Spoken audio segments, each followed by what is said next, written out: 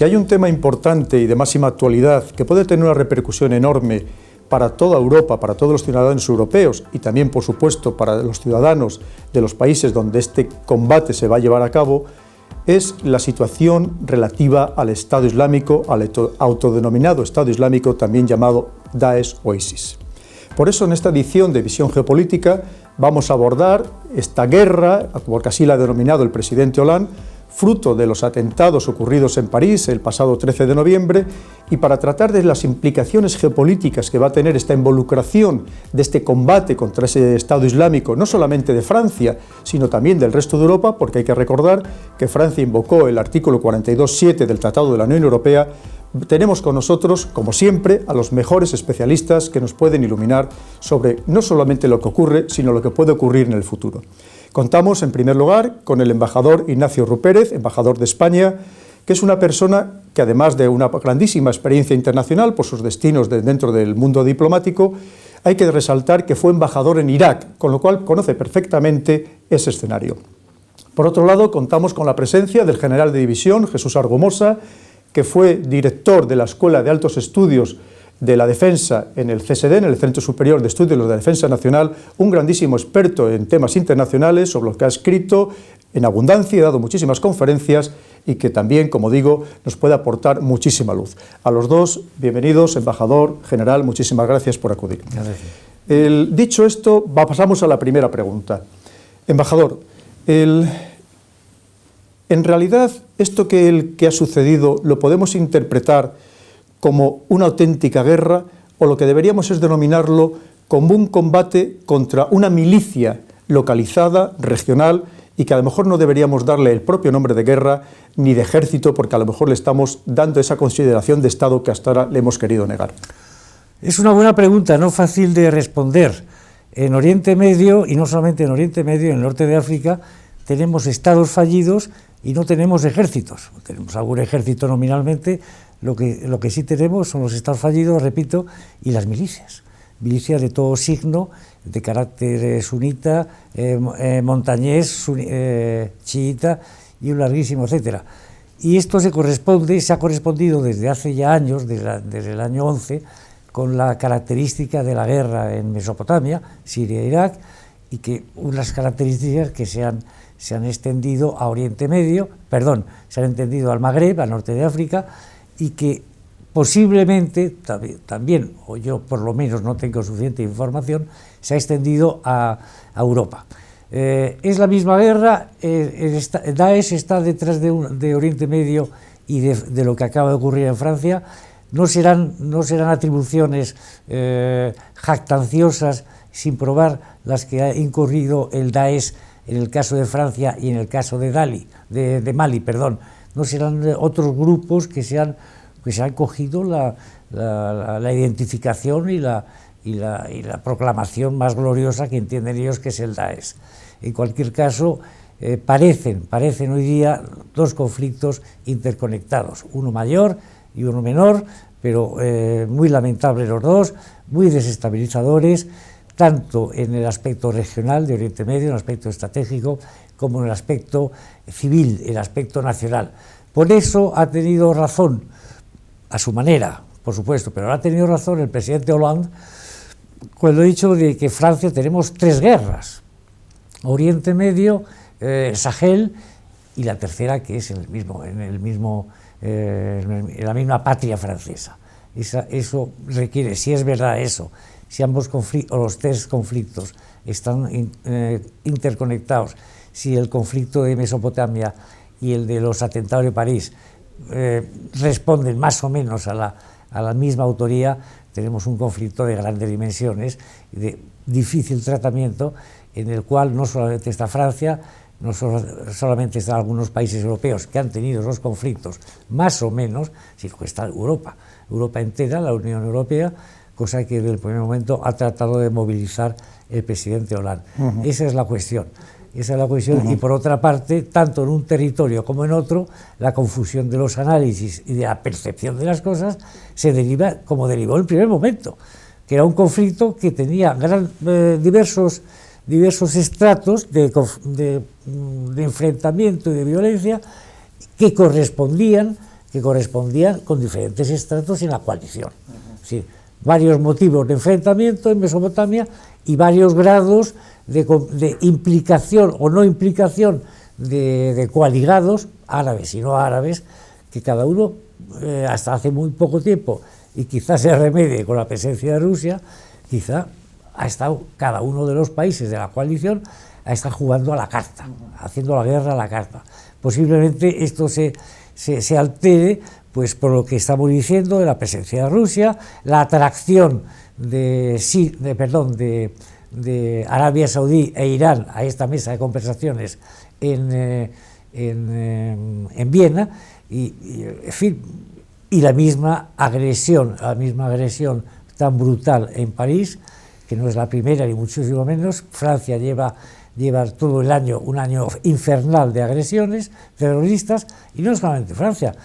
Se han quejado los árabes, digamos, del otro lado, en Beirut y en Bagdad, porque ayer o antes de ayer ha habido sendos atentados terroristas a los que no hemos hecho ningún caso antes de ocurrir lo de París, porque efectivamente hay unos muertos que valen más que otros, y porque desde luego los muertos árabes, la pobre gente de Beirut, la pobre gente de Bagdad, que llevan sufriendo lo que nadie sabe, pues no han registrado ni muchísimo menos un tratamiento especial comparable a las víctimas de París. Tampoco, bueno, eso no significa mucho, porque también las víctimas de París, que fueron menos, perdón que lo diga, que fueron menos que las víctimas de Madrid años antes, ni muchísimo menos a nivel mundial, ni a nivel nacional, registraron el impacto del tratamiento, el drama que las víctimas de París como las víctimas del Chad-Diendo, ¿no? Así es. Hablaremos luego sobre la reacción o la sobrereacción. Mi general, el embajador ha dicho una cosa muy interesante, y me voy a quedar con esa palabra, de que es un problema muy complejo, una situación muy delicada. Entonces, no se está precipitando Europa a la hora de adoptar las decisiones militares o exclusivamente militares en este escenario, como vemos, tan complejo, donde hay tantas ramificaciones económicas, geoeconómicas, ideológicas, religiosas, geopolítica regional, geopolítica mundial. ¿Eso no hubiera requerido un poco más de reflexión de a dónde vamos y qué es lo que queremos hacer? Bueno, yo creo que en principio, abundando en lo que antes decía el embajador, si estos niveles en los cuales vemos el conflicto, ¿no? Yo lo primero que veo es que es guerra. ¿Por qué es guerra? Lo que estamos viendo. Porque hay un autor que se llama Gaston Butol, que decía hace años que la guerra aparece cuando hay una lucha violenta entre dos estructuras organizadas. Yo creo que el Daesh está organizado. Cualquier grupo terrorista que está actuando tiene ya una organización per sí, luego está de alguna forma preparado para la violencia, para la guerra, ¿no? En cuanto a la complejidad que hablaba el embajador, yo veo en este conflicto o en este mundo del Daesh o de la guerra contra el Daesh 3 niveles de actuación. 3 niveles. Un nivel local, Mesopotamia, Siria e Irak. Allí hay una lucha, un montón de fracciones que están luchando entre sí por diferentes intereses y nadie sabe en realidad qué es lo que persiguen, o está todo muy mezclado, y Occidente en general y la comunidad internacional también en general no tiene idea clara de cuántos son y cómo están funcionando, cuáles son sus, digamos, parámetros de partida, qué es lo que persiguen, tanto en Irak como en Siria. Son estructuras tribales, muchas de ellas, son regímenes, uno que sigue siendo autoritario, dictatorial, y el otro que lo fue, que la sociedad está acostumbrada a vivir con una presión determinada, ¿no? Pero ahora ellos, yo creo que este mundo de Mesopotamia está viviendo una sensación de presión o de conflicto realmente inabordable, ¿no? No saben que lo que pasa, me voy hacia Tikrí, vengo hacia Mosul o me voy a Raqqa. Hay un montón ahí de problemas en este teatro de operaciones que creo que ellos mismos no tienen claro. Hay otro nivel, el segundo nivel, que es el regional. Ahí hay 2 grandes pesos pesados, está Irán y está Arabia Saudí, cada uno liderando las fracciones más importantes del Islam, los chiitas en el caso de Irán y los suníes en el caso de Arabia Saudí. Todos sabemos que Arabia Saudí apoyó a los suníes que estaban luchando hace tiempo ya, contra Bashar al-Assad antes de aparecer el ISIS.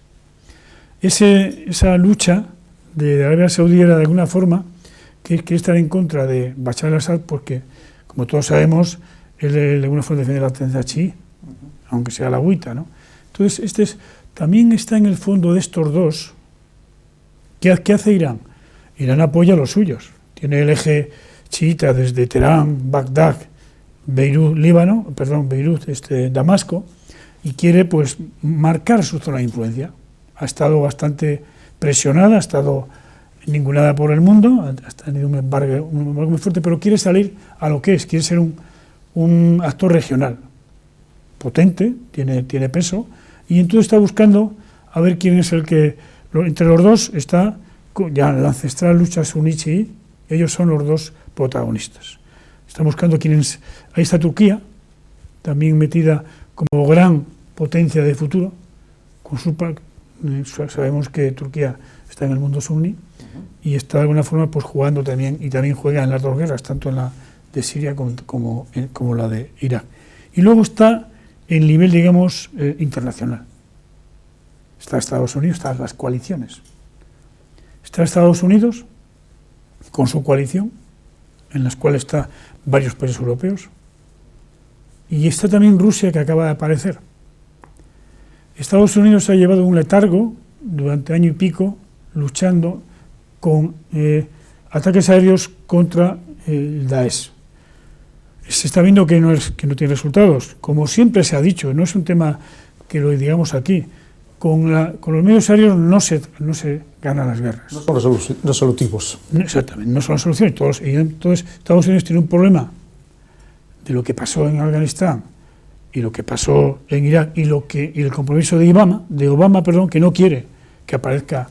Pero todos sabemos, en el nivel de los expertos, tanto militares como diplomáticos, como grandes expertos en temas de conflicto, que tienen que ir a las fuerzas terrestres. Ahora hay un maremándum de fuerzas terrestres que están jugando, que son locales especialmente, y alguna regional, en el caso especial de los dos, tanto en Irak como en Siria. Entonces, ¿qué hace? ¿Qué le ha pasado a Obama? Yo creo que Obama sigue una postura ambigua y no sabe, tiene un problema de decisión importante. Es una persona tranquila, reflexiva, pero cuando toma las decisiones tarda un montón. Enfrente tiene a Rusia, con un líder que está apoyado fuertemente por los rusos, con una gran facilidad para decidir, con una gran rapidez para tomar decisiones, y luego que conoce muy bien Occidente. Estuvo varios años en Alemania de espía. Con lo cual, a nivel internacional, o a nivel casi la comunidad, estos dos personajes, tanto Obama como Putin, están enfrentados, cada uno con sus, luego hablaremos quizás a quienes apoyan, pero lo que veo entre los dos es que en el mundo de la comunidad mediática internacional, las prebendas o los logros está llevando Putin. Putin no es de ahora el tema. ¿Por qué ha venido a Siria Putin? Por un problema peculiar suyo, de qué le pasa, que estaba aislado internacionalmente, y esto es una oportunidad para salir al mundo, para tener un peso. No sé lo que tardará o lo que durará la actuación rusa en Siria, pero en este momento no cabe duda que tiene un gran protagonismo y le viene muy bien que Occidente se olvide un poco de Ucrania y de Crimea, que vayamos a resolver el tema del principal enemigo, que es Daesh, y luego hablaremos de cómo está jugando, a diferencia de cómo está jugando Occidente, o digamos Estados Unidos, en este conflicto. Bueno, es una primera impresión. Una de las muchas conclusiones que podemos sacar de las últimas palabras del general es que aquí las alianzas parecen muy volátiles. Es decir, lo que ya no es la Guerra Fría, que sabíamos perfectamente, o que sabíamos quién era el amigo y quién era el enemigo, quién eran los adversarios y quién eran los aliados, aquí resulta que cambian de la noche a la mañana. Hasta hace 4 días, Francia consideraba a Rusia casi el enemigo a batir, entre otras cosas, lo había llegado incluso a anular el contrato de la venta de los 2 portaavionaves Mistral, que ahora le va a vender a Egipto, y en cambio resulta que se han aliado para combatir a este Estado Islámico. ¿No es un poco lo que está pasando en todo el contexto? Y por eso una vez más recalco que es algo muy complicado, que no es fácil lanzarse una aventura sin reflexionar en las consecuencias geopolíticas que esto va a tener. Veremos cómo queda al final la coalición, porque hasta ahora ha sido una coalición de esto sí, esto no. Yo combato en Siria, pero no en Irak. Yo combato a los chiitas, pero no a los sunitas. Pero es que los sunitas hay algunos que son malísimos, pero que para mí no lo son. Etcétera, etcétera, etcétera. Sabéis que ha sido textualmente así. Y no solamente así, está súper demostrado. Está súper demostrado que el Daesh tiene fuentes, ha tenido lo que es la génesis del movimiento, ha tenido fuentes de financiación muy dudosas, muy insultantes, con grandes actores árabes sunitas en esta coalición, que no han, bueno, yo les combato a ellos, pero no son los malos del todo, estos son los malos. Yo prefiero al Frente Nusra que al Daesh como enemigo, y un larguísimo etcétera, una larga combinatoria que nos ha llevado, que les ha llevado y nos lleva. Bueno, ¿dónde está mi enemigo? ¿Dónde le combato? A pie, a caballo o en coche. Pero entonces, ¿cómo le combato? En fin, todo hay una dinámica de enrarecimiento entre unos y otros, donde están los territorios, las armas, la naturaleza del enemigo, que para unos es y para otros no es. Y entonces, bueno, yo lo que, obligado a ser optimista, pues hombre, pues pienso que a lo mejor se pone un poco de orden en este panorama mediante la entrada plena de Arabia Saudí, que no sé si será en este caso y en otros sincera, la entrada de Irán, la entrada de Turquía, que Qatar nos diga nos diga qué quiere hacer, por cuánto tiempo lo quiere hacer, porque el tema de Qatar, eso es fascinante, ¿no? A ver qué hará mañana, y no solamente Qatar, evidentemente.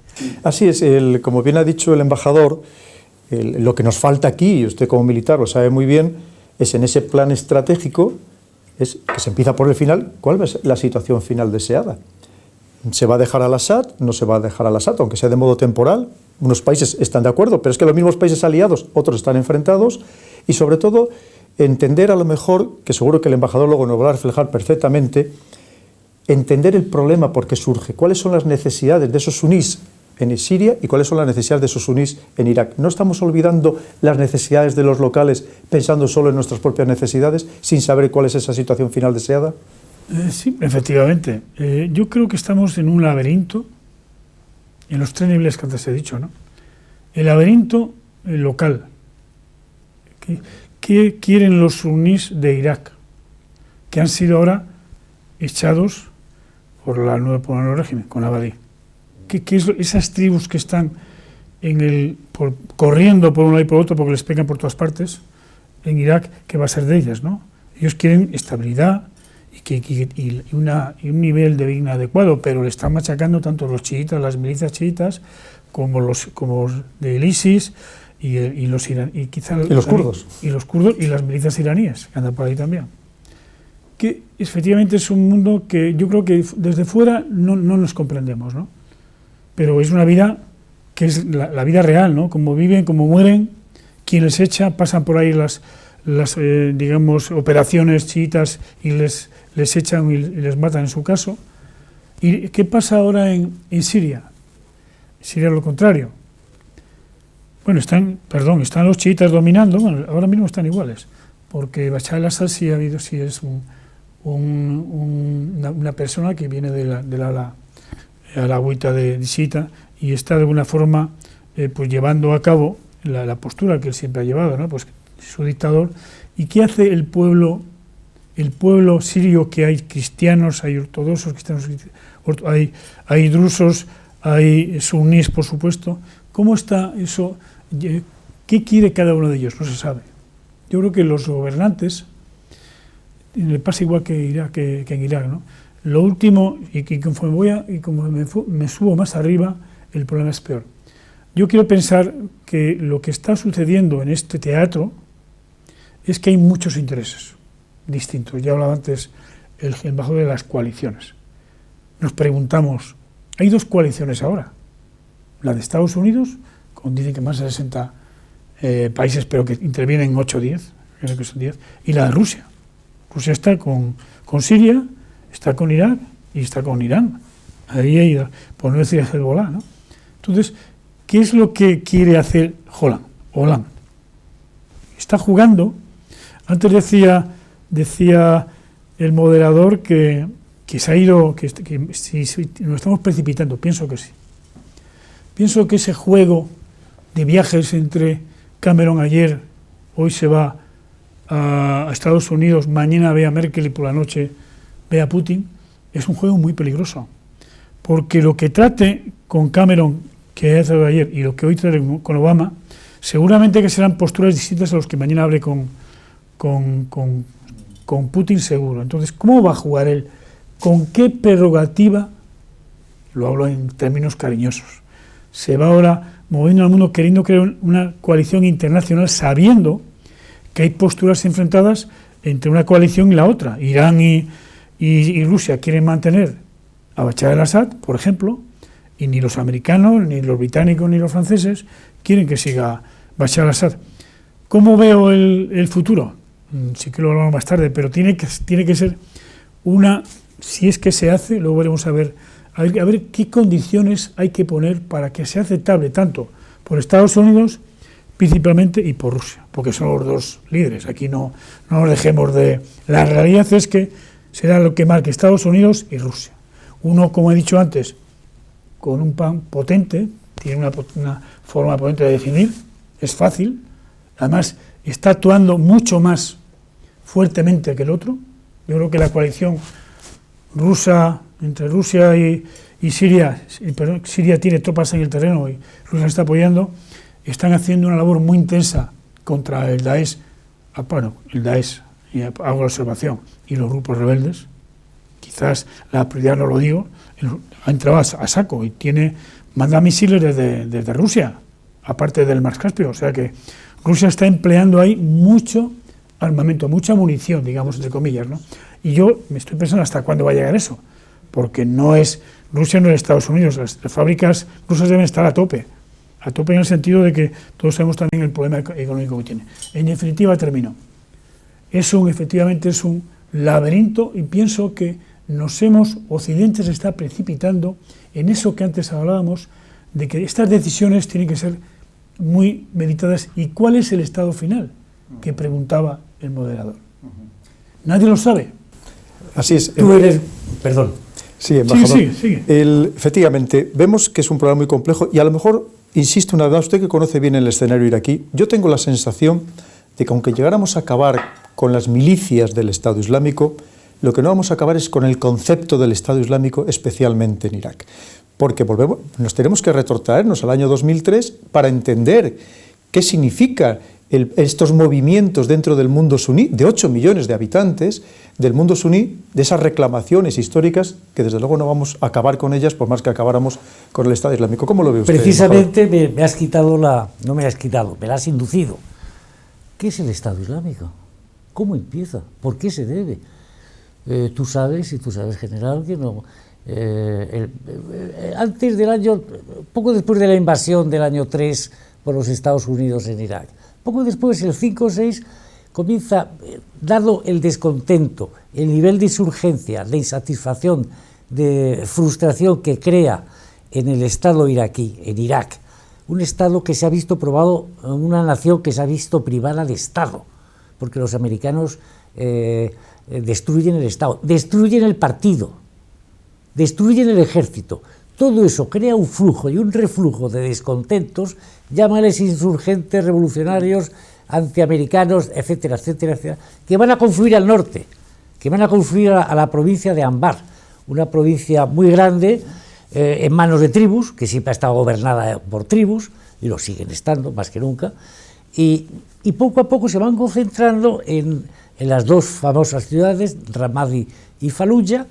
La pierden los americanos, la recuperan, no sé qué, hay un baile, y a partir del año 12 toda esa masa que está en el norte de Anbar, en la provincia de Anbar, y en torno a las dos ciudades, se desplaza hacia arriba. Ya no hay fronteras, es Mesopotamia ya. Se desplaza hacia arriba hasta que en junio del 13 ya declaran y tal, y ya se constituyen. ¿Qué es el Daesh? ¿Es un movimiento terrorista o más bien, o al mismo tiempo, es una insurrección sunita? Una guerra civil intestina. Ambas cosas tiene el fenómeno. Movimiento terrorista de altos vuelos, de altas ambiciones, e insurrección sunita, porque al mismo tiempo en Bagdad hay un feroz gobierno chiita muy sectario de Nuri al-Maliki, que les ha arrinconado, les ha echado del ejército, de la administración, etcétera, etcétera. Ellos confluyen, llegan a donde llegan, y ahora el origen realmente simple y fácil de explicar, que es lo que estamos intentando hacer aquí, del Daesh, es esto. Luego ya viene la guerra civil siria, y entonces lo que habláis los militares, eso ya adquiere una profundidad estratégica y polémica y conflictiva, digamos, inexorable. Claro. Entonces, en general, efectivamente, a lo mejor no sé, el problema es que se va a combatir, Europa va a combatir a las milicias del Estado Islámico, pero en paralelo está combatiendo a una parte muy importante de la población suní. Eso no puede soliviantar a otros estados donde la mayoría es suní, y en algunos casos estamos hablando donde se practica un Islam muy riguroso, muy estricto, muy rigorista, que a lo mejor puede provocar una convulsión en toda esa región y por tanto expandirse por otras partes del mundo. Hombre, esa región efectivamente es la más importante desde el punto de vista de hidrocarburos. Eso, porque todavía gran parte de la comunidad internacional está abasteciendo en un 40%, creo que es, de Oriente Medio, ¿no? Hay un tema que sí antes decía el embajador, que es el tema de o que tú preguntabas, ¿qué es el Daesh, no? El Daesh es un relato, una narrativa, también. Aparte de que es un grupo terrorista, está claro, yihadista terrorista, y es un protoestado, y jugando con el derecho internacional no reconocido, pero es ahí. Tiene unas componendas especiales, ¿no? Porque tiene fuerza militar importante, que parece que no, pero tiene un material recogido especialmente, fundamentalmente de Irak, que está llevando a cabo contra las otras milicias y se la está trayendo por delante, ¿no? Todavía el ejército iraquí, que habrá que dar otra vuelta, habrá que poner en condiciones. Lo que decía el moderador de si está convulsionando esto, yo creo que en el fondo de Oriente Medio está el cisma islámico. El gordo. Esta es una nueva guerra civil entre musulmanes. Todo eso no lo vamos a eliminar. Eso pasaremos y seguirá. Fitna. Y los séculos seguraron. Ahora, ¿cómo aguantamos, cómo Europa, la pregunta que hacía el moderador, ¿qué debe tener cuidado Europa? Mi opinión. Primero, que los que solucionen el tema debieran ser ellos. Hablo de tema terrestre, tema de dominio, el dominio humano, que fueran los de la zona, los musulmanes. Europa puede ayudar a algunos musulmanes siempre que respeten esos derechos o valores que andan en el mundo democrático. No es fácil, porque como bien sabe el embajador, el meter e introducir en Irak una democracia cuesta mucho. Es un mundo de clanes, y yo he estado en Guinea Ecuatorial, algún día lo diré, y es difícil que esa sociedad tú la hagas cambiar de tu jefe quién es. Dice, no, tengo que elegir a un jefe que es presidente, es complicado. Luego le pasa lo mismo que en Siria, en otro digamos, espectro, otro escenario, pero Europa yo creo que tiene que ir, primero, tiene que ir apoyando la legalidad internacional, una legitimidad internacional. Yo creo que la ONU tiene que decir aquí algo, ahora es que están reunidos o que están moviendo, cualquier cosa que se haga allí tiene que estar legitimada y no meterse, mi opinión, no sé lo que saldrá, en el campo terrestre. Hablo de la milicia en este caso, ¿no? Tiene que hablar de la diplomacia. A mí me gustan las conversaciones de Viena que ha habido hace unos días.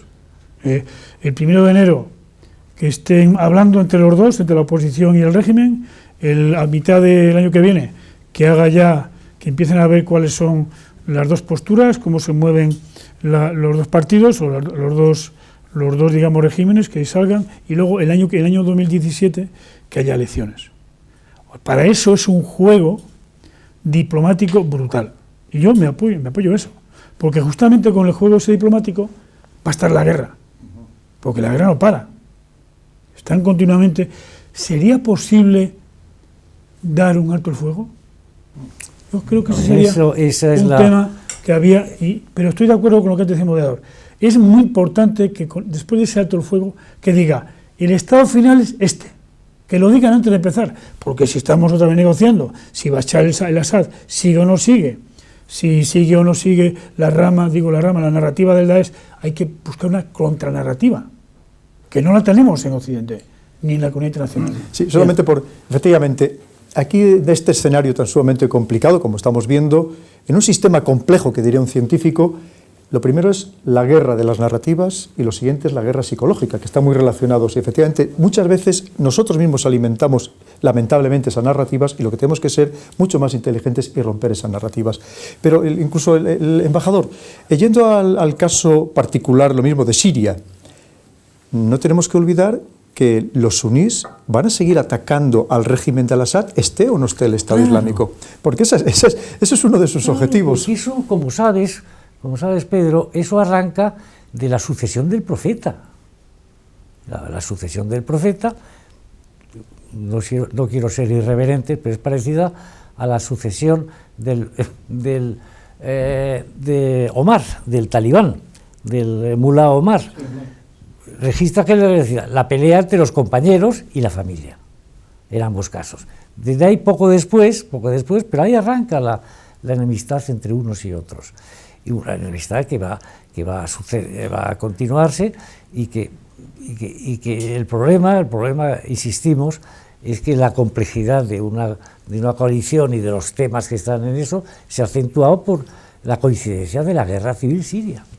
La guerra civil siria, que es una guerra entre suníes y chiíes que además son claramente herejes. Los alawitas son herejes, eso te lo dicen los mismos chiitas, pero bueno, son de los nuestros, pero en fin, un poco hermanos separados.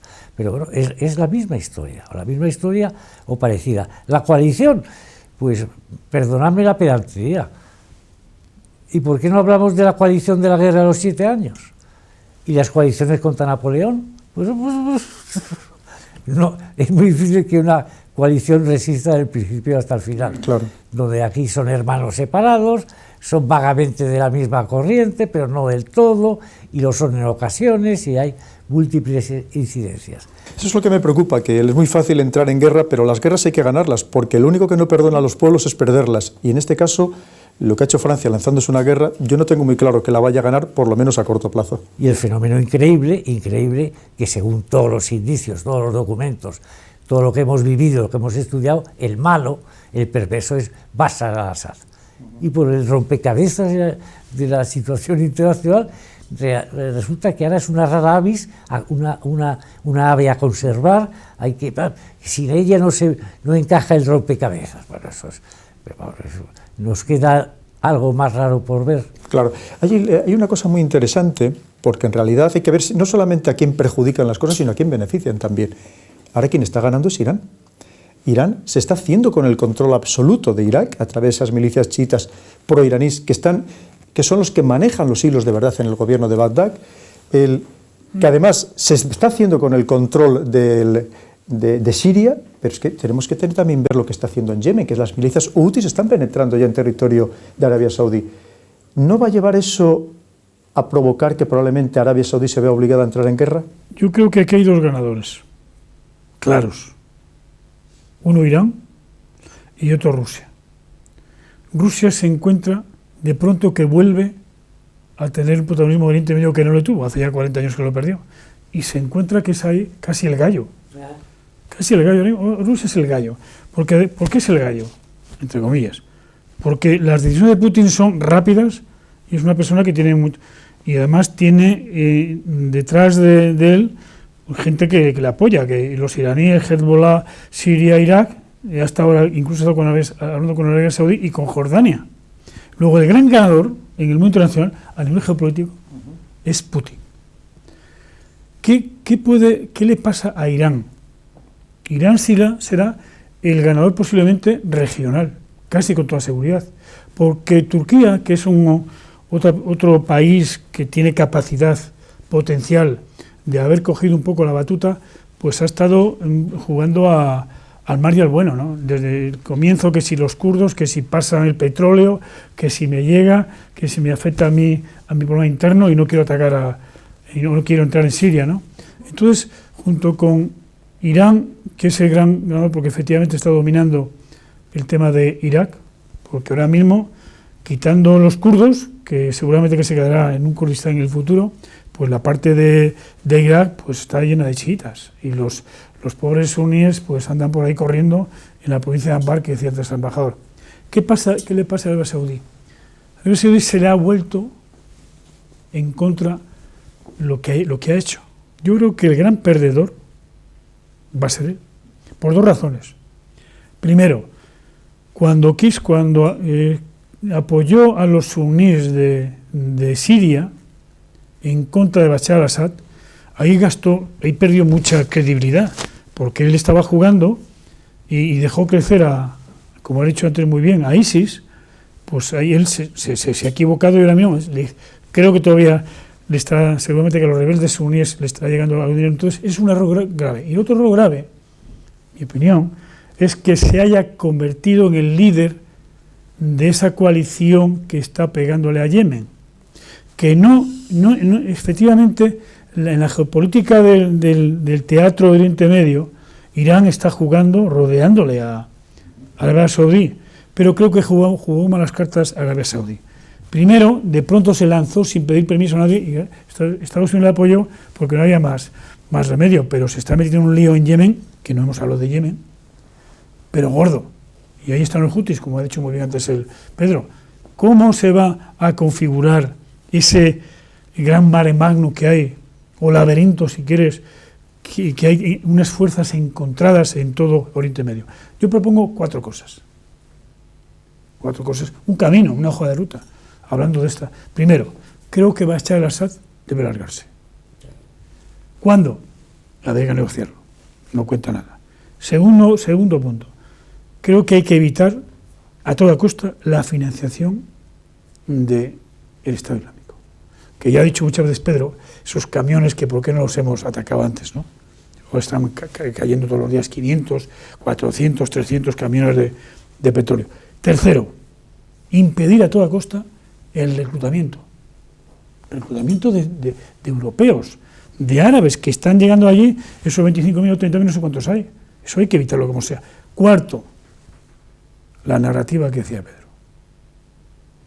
Una contranarrativa, un relato nuevo, nuestro, no en contra, un nuestro. ¿Quiénes somos? ¿Qué hacemos? ¿A dónde vamos? ¿Qué valores tenemos? ¿Qué principios? Y los otros, y eso difundirlo, claro. El problema es que Daesh difunde su, si quieres, doctrina islámica radical, de allá de los profetas, y nosotros estamos aquí en plan pasivo.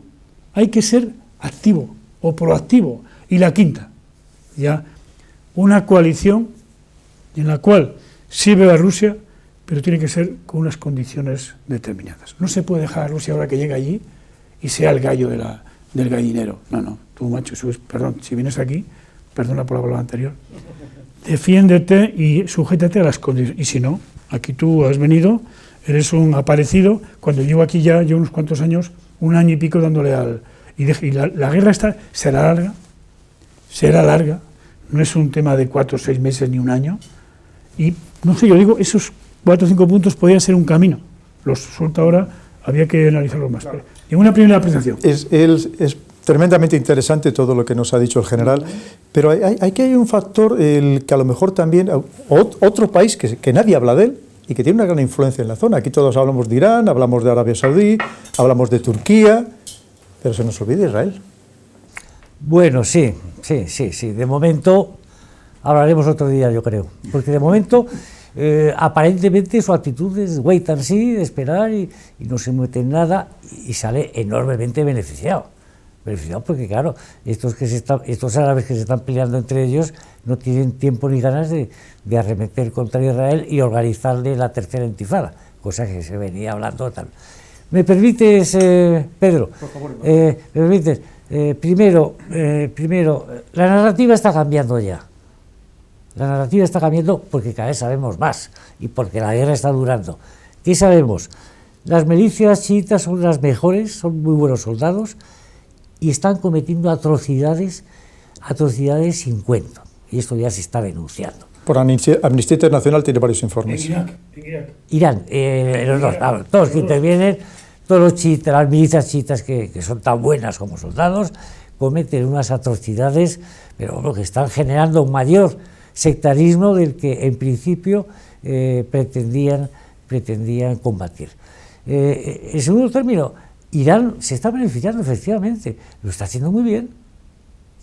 La red chiita de Irán, controlada por Irán en todo Oriente Medio, es magnífica. En cualquier sitio, incluso en Arabia Saudí, como sabéis muy bien, tiene su ciudad, tiene su mezquita y tal, en Bahrein, acuérdate, tiene comunicación entre ellos y tal. Luego, el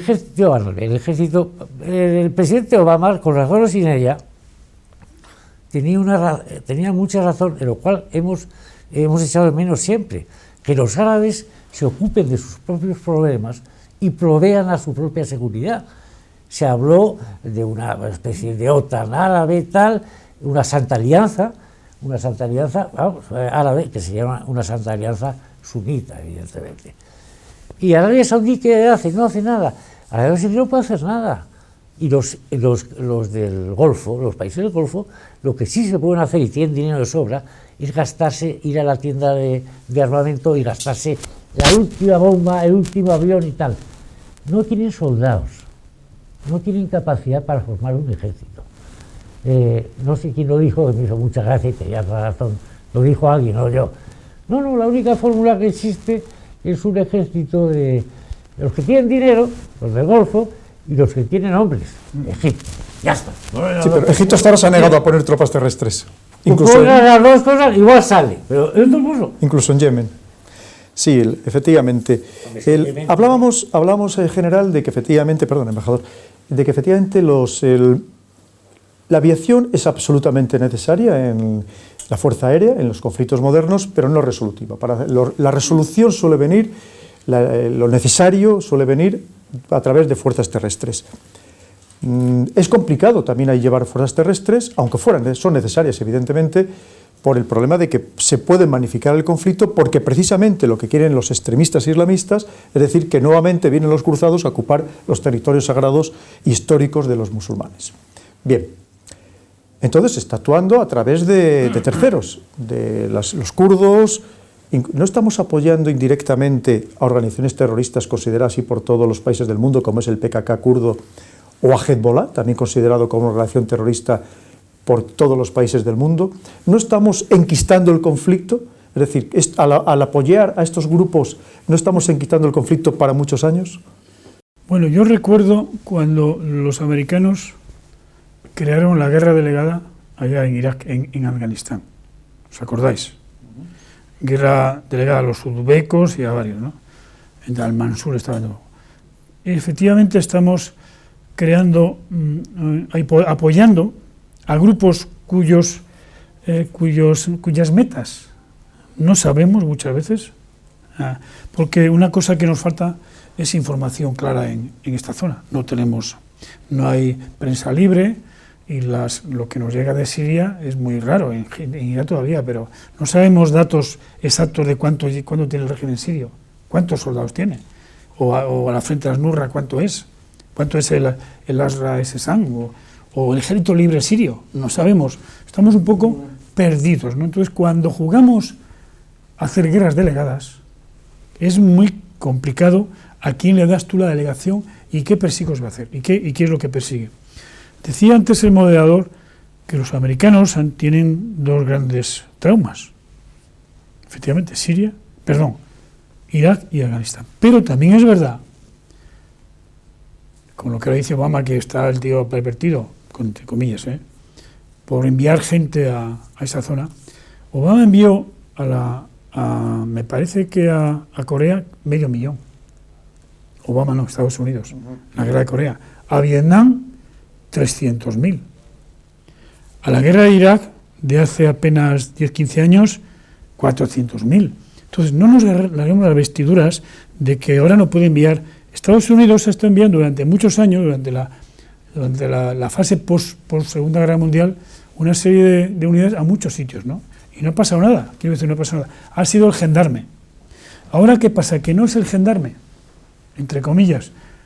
Yo creo que Estados Unidos, cuando ha dicho que no va a enviar tropas terrestres, ni Europa, es un poco darle al enemigo una baza. Oye, eso ya hablaré yo qué es lo que pasa y cómo, un poquito voy a decir yo que no voy a mandar las fuerzas terrestres, ya hablaremos. Primero vamos a negociar el estado final, que es la clave, porque las negociaciones esas de Viena, y si quieren empezar a negociar, tiene que ser a dónde vamos, cuál es el estado final, y entonces empezará, como ya saben muy bien el moderador, a hacer cuál es tu plan estratégico integral, no militar, integral, de cómo vas a conseguir por una serie de pasos ese estado final. Y ahí aparecerán qué pasa con las tropas, que va a Turquía, Irán ya está. ¿Qué hacen los saudíes, que tienen un ejército pequeñito? Nada. Y Bahrein, y Qatar, esos no van a mandar nada, porque no tienen nada. Egipto puede ir también, es un árabe. Árabes, musulmanes, que lo resuelven entre ellos, ¿no? Ahora, que habrá que hacer apoyo aéreo, seguramente pilotado por Rusia o Estados Unidos, de acuerdo, pero preguntémonos, ¿cómo te decimos? ¿El estado final cuál es? De acuerdo. Ahora, vamos a hacer entonces un plan para ir poco a poco cómo llegamos a ese estado final. Negociaciones, condiciones a los diferentes actores, porque no puede ir a uno por libre, no, usted puede hacer esto y llegar hasta aquí, pero decirlo a Estados Unidos, que no se haga que no se haga el malo no, el mayor herido, no, si hay que invertir ahora 3.000 militares de instrucción allí, preparación en Irak, ¿qué me cuenta? Y tiene también gente en Siria, también los tiene, igual que los rusos.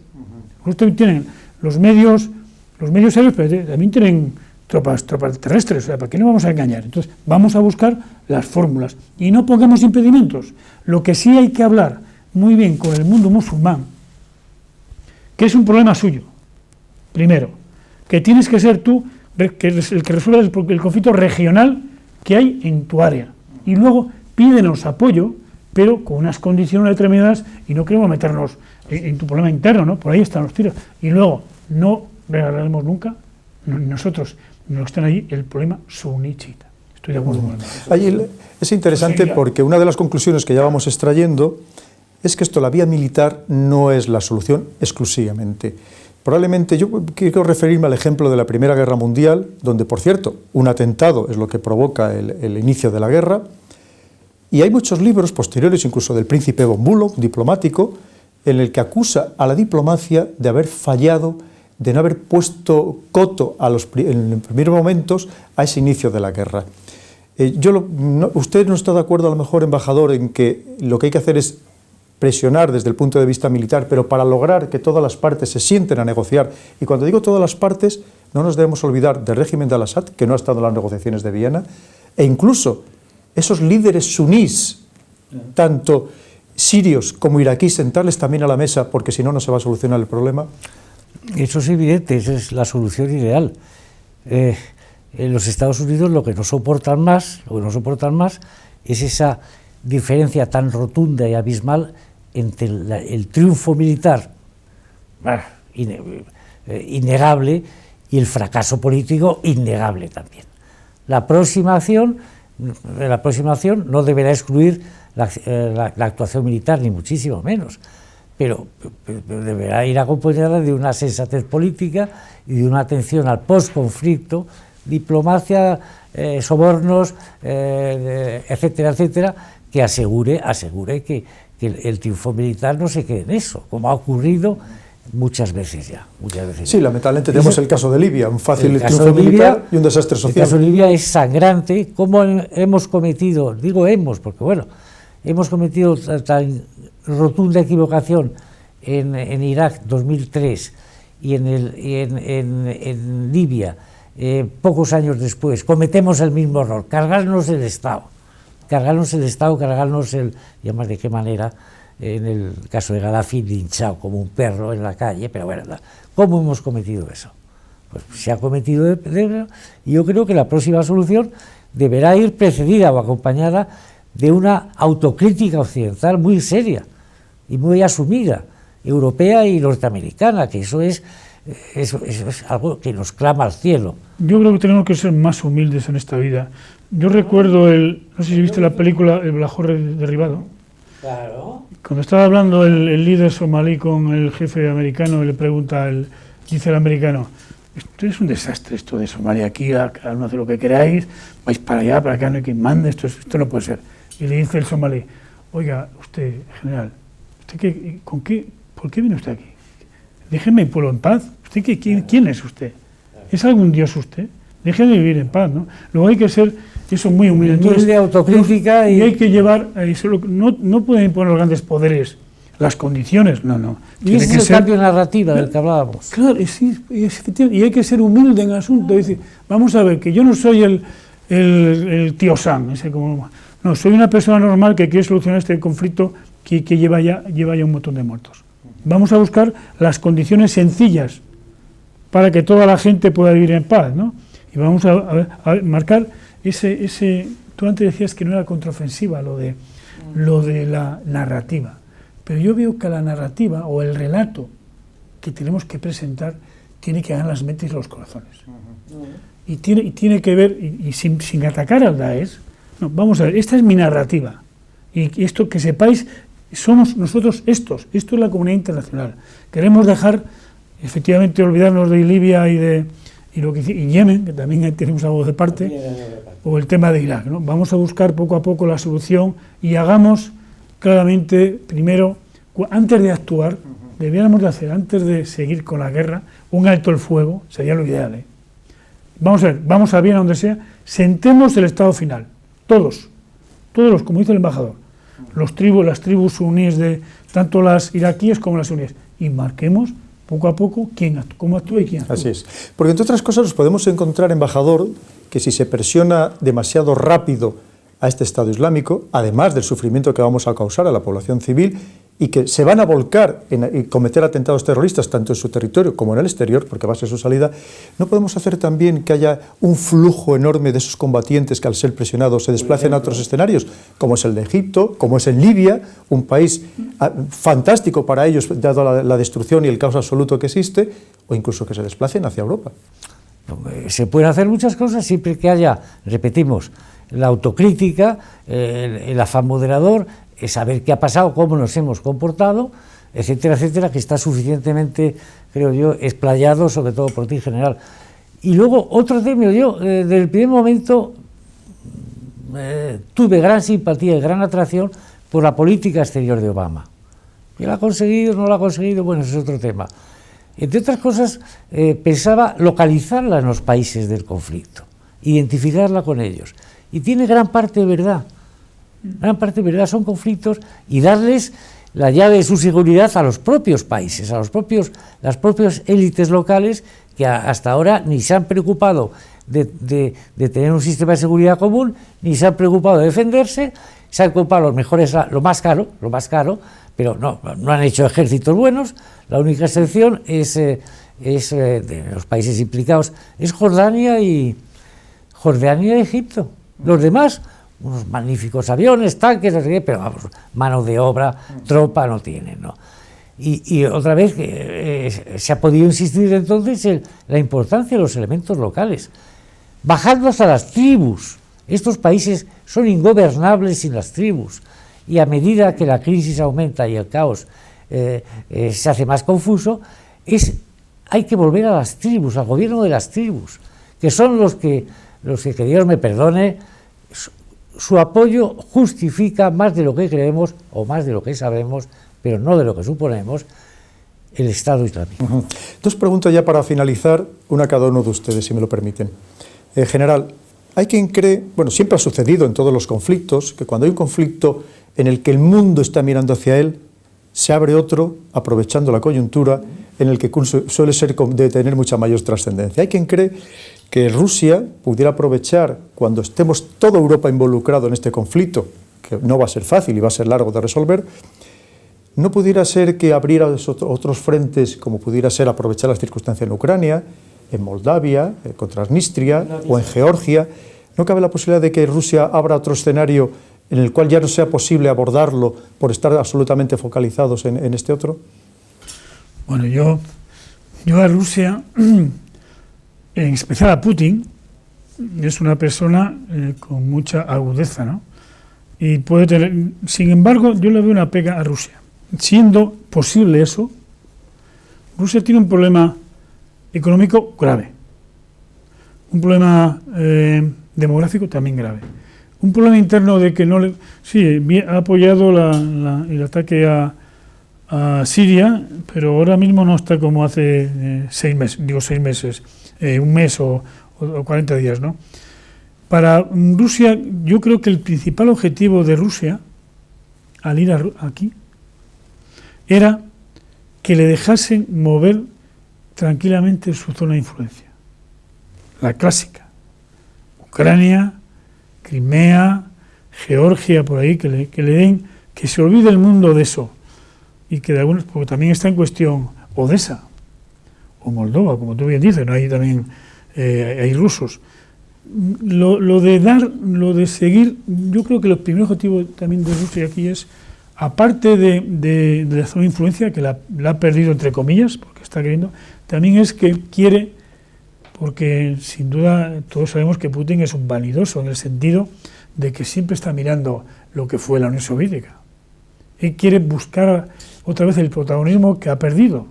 Se ha perdido durante unos años, y no olvidéis que tiene un gran problema con China en el sentido de está muy sujeto a los hidrocarburos que quieren ir por esa zona asiática, por allá por Siberia a China. Pues me parece que no sé cuándo se llevará a cabo esos millones, esas firmas de millones de contratos, ¿no? Bueno, termino.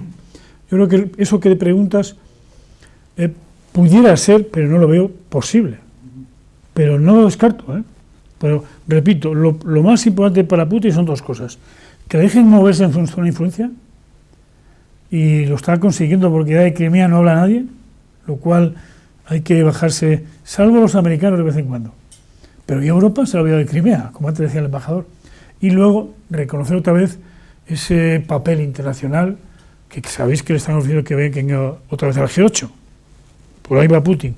El volver a otra vez a lo que sí creo que va a tener, que posiblemente aquí Europa es una de las que más va a perder, porque la está debilitando demasiado.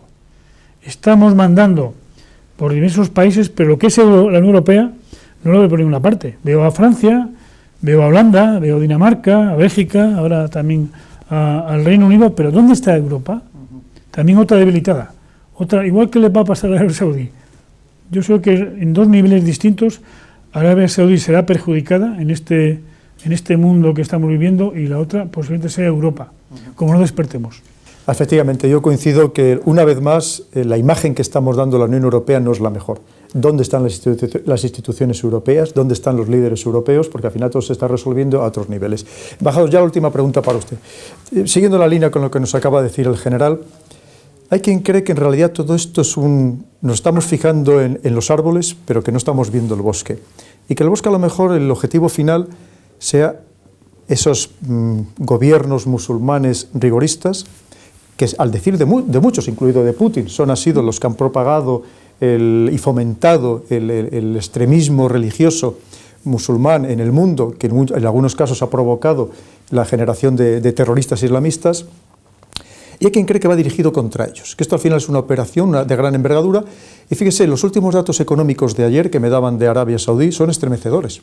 Arabia Saudí, antes de empezar el conflicto, hace 2 años, tenía, junto con Noruega, tenía el mayor fondo soberano del mundo. Estábamos hablando de 1 billón, de los de verdad, de 1 millón de millones de dólares.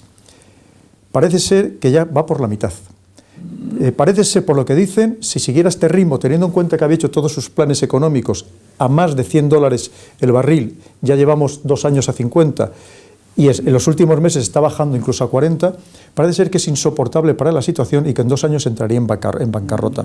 Esto recordemos que le pasó a Irán en la guerra de Irán-Irak, precisamente se lo hizo lo hizo Irán, Arabia Saudí, instado por otros países. No podemos estar en una guerra geoeconómica, además de una guerra militar, que lo que se pretende es debilitar a estos países para que dejen de expandir el fundamentalismo religioso por el mundo. Pues puede ser, puede ser. Yo en conspiraciones no creo.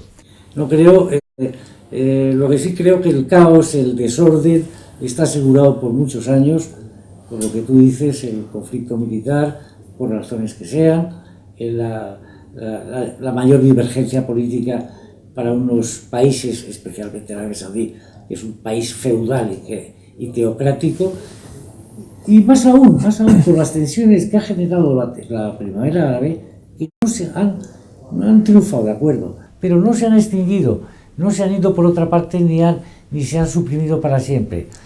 En los años que parecía que había esperanza en cuanto a la realización de las tensiones provocadas por la primavera árabe, pues la gente ha perdido el miedo, la gente ha salido a la calle, ha habido un espectáculo de jóvenes, de chicas, de chicos, lanzados, sin líderes, sin programas, pero lanzados a la protesta ¿por qué?